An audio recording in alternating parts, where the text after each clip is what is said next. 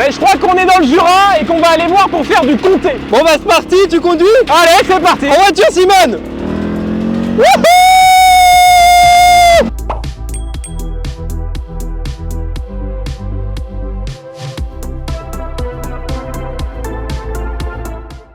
Bon les gars, on est en train de presser, je suis avec Mathias. Alors qu'est-ce qu'on est en train de presser Mathias? Alors là on est en train de presser un métail qu'on fait toujours en C. Donc un métail c'est un mélange de céréales et de protéagineux. Ouais. Donc chez nous le métail c'est du seigle, de l'orge, des pois et des vestes. Et donc on a récolté ça avant-hier. J'étais pas là hier, j'étais sur Paris. Donc voilà, après la moisson je presse aujourd'hui avant l'étape de demain du tour. Et puis avant la pluie aussi. Là on est plutôt sur une fin de chantier là? Ouais, on est plutôt là, on est en train de terminer la parcelle et puis comme ça après je vais pouvoir laisser le tracteur à mon frère et puis moi on va aller se diriger vers la traite des vaches et puis on va retrouver Juliette avec qui travaille avec nous sur l'exploitation. Bon bah super, direction la traite, hein, c'est parti.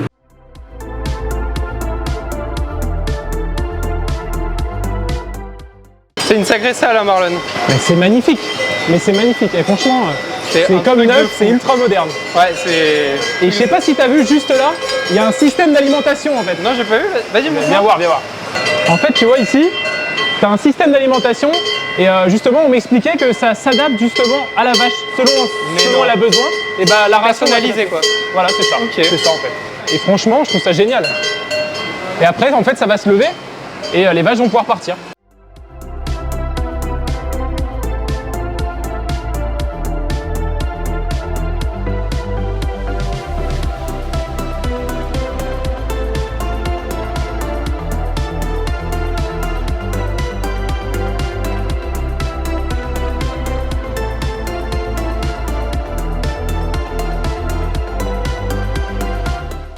Bon Mathias, tu sors tout juste de la traite.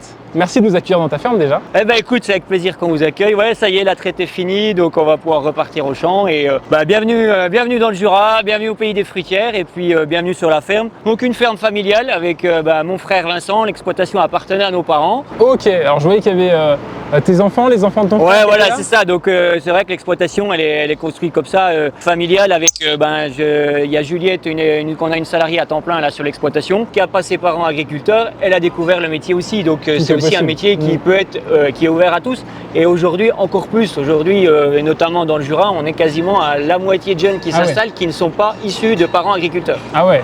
Donc si tu veux, je trouve ça c'est super intéressant et ça amène une diversité, des idées nouvelles qui apporteront et qui apportent à l'agriculture. Ouais, carrément. Vous faites quoi de beau du coup dans cette ferme? Donc l'exploitation, c'est 120 hectares, il y a une dizaine d'hectares de céréales pour la consommation des animaux, pour la paille, pour le couchage des bêtes l'hiver, et 110 hectares de prairies avec à peu près la moitié de prairies qui sont en pâturage et l'autre moitié des prairies qui servent de récolte des fourrages, donc du foin, les premières coupes, et des regains, ce qu'on appelle les deuxième et troisième coupes, pour nourrir les animaux l'hiver. Okay. On est en production en AOP, comté et morbier, qui est livré à la fruitière du plateau arboisien. Donc les fruitières, c'est comme ça qu'on appelle les coopératives chez nous. Okay, ouais. C'est là où les exploitations mettent le fruit du travail, le lait en commun pour faire ces fromages qui sont emblématiques, le comté et le morbier, mais aussi dans le Jura. Il y a le Bleu Gex et voisin dans la zone, il y a le Mont d'Or. Donc c'est nos 4 AOP qui font aussi sur le massif une certaine dynamisme. Le fait aussi qu'il y ait un beau fort taux de renouvellement.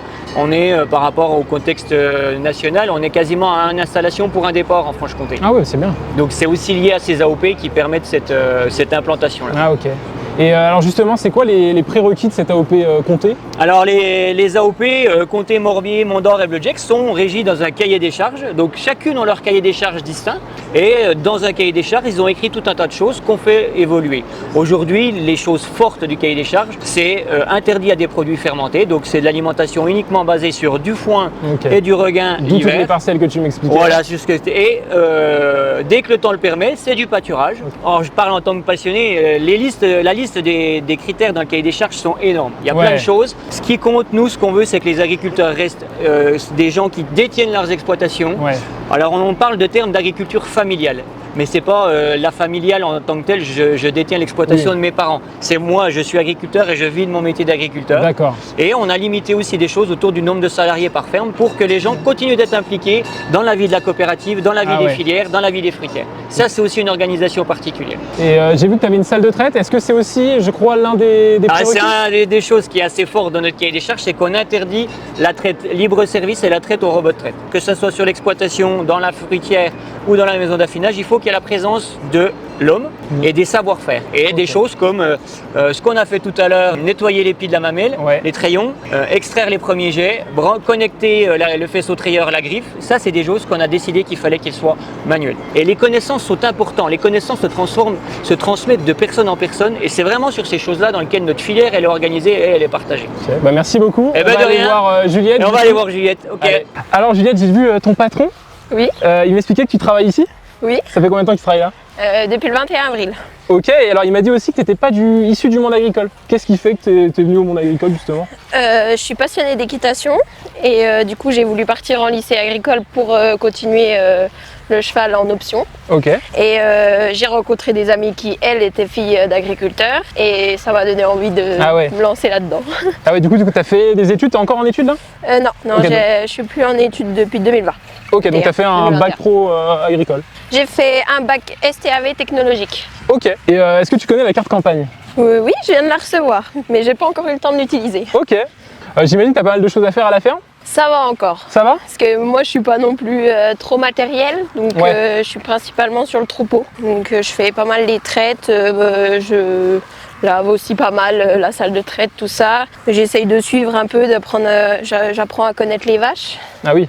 Et puis là je les remplace pour le week-end, donc ça leur permet aussi de prendre des week-ends. C'est sûr. Et tu fais que ça, t'occuper des vaches, les traites? Non, je fais aussi le matériel. Mais oui, je fais matin et soir la traite avec Vincent la plupart du temps. Là, comme là, c'est les regains, le soir, je traite toute seule, des fois, quand il y a besoin. Mais sinon, on est souvent deux à la traite, oui. Et c'est quoi, du coup, j'imagine ta tâche préférée, c'est ça? C'est la traite ou? Plus le suivi du troupeau. Ok, donc être autour des vaches. Ouais, savoir à quelle période elles sont, si elles sont taries, suivre la gestation, suivre avec quel taureau on va inséminer les vaches, savoir quelle vache fait combien de lait, tout ça. J'aime bien cette partie-là. Bah, merci beaucoup. Pas de soucis. Bon Sydney, maintenant j'ai du lait, qu'est-ce qu'on va en faire? Bah maintenant on va aller à la fruitière, on va voir comment on fait du comté. Je te suis. Allez, c'est parti.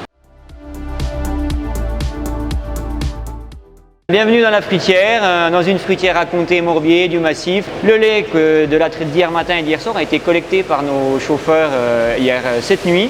Donc le lait va être incorporé dans les cuves, il va être filtré, il va être chauffé et ensuite on va lui incorporer des ferments pour qu'on en fasse un gros yaourt. Et une fois que ce gros yaourt est fait, ce yaourt va ensuite être découpé, c'est-à-dire avec le tranche-caillé il va être découpé pour séparer la matière fromageable et le sérum qui va être après ensuite retraité. Ce mélange caillé va être brassé, chauffé jusqu'à 54-55 degrés. Une fois que le grain de caillé a été mis dans les moules, ils vont descendre. Ils vont revenir devant nous. Gaël va incorporer la plaque verte qui fait l'identité du comté avec tous les éléments de traçability du fromage. Les comtés, une fois que la plaque verte est apposée, on remet une casquette sur le moule. Ils vont être pressés pendant un certain temps et ils vont être démoulés demain matin. Puis ensuite mis dans ce qu'on appelle un bain de saumure, c'est-à-dire un mélange d'eau froide et de sel, saturé en sel, pour attaquer à faire le croûtage du fromage. Les fromages sont ensuite en fin de matinée sortis du bac de saumure pour être ensuite mis dans les caves de pré-affinage. Et ils vont avoir des soins au robot après. Le fromager choisit à ce moment-là à quel moment il fait les soins au fromage pour attaquer à faire son croûtage.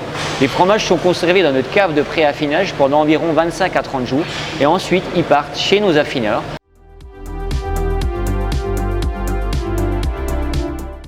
Mathias, merci beaucoup de nous avoir montré la fabrication du comté et du morbier. Là, je crois qu'on est dans une salle de pré-affinage, c'est ça? C'est ça, oui. Bah, super. Donc là, le défi, c'est quoi? Donc le défi, je vais te faire retourner le maximum de fromage. On va contrôler, on va faire 3-4 meules à retourner dans les planches. Super. Allez, 3, 2, 1, partez! Allez.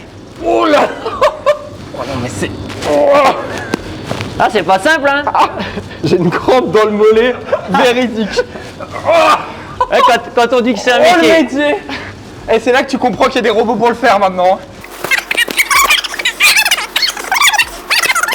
Hop. Voilà, super, bravo. Ouais. Marlon, aujourd'hui, j'ai pas pu avoir un adversaire pour le défi. Je crois que t'as pas bien supporté l'odeur. Ah, moi, mon adversaire aujourd'hui, c'était l'odeur. Hein. Là, fallait être accroché quand même. Hein, plus on avançait, plus je sentais que c'était compliqué. Puis arriver là, c'était dur. Bon bah écoute, en tout cas t'as pas vu, mais très beau défi, très physique. Hein. Bah, je verrai ça du coup. On va à la fresque maintenant? Allez, c'est parti. C'est parti.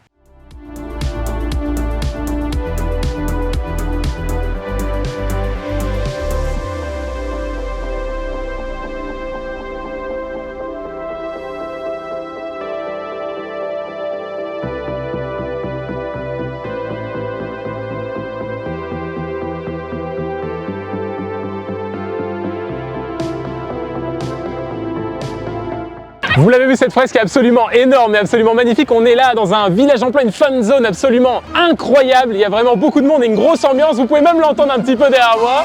Et merci à tous d'avoir suivi cet épisode. C'était un réel plaisir de vous présenter sur les paysages magnifiques du Jura. Et puis on se retrouve très prochainement pour la suite.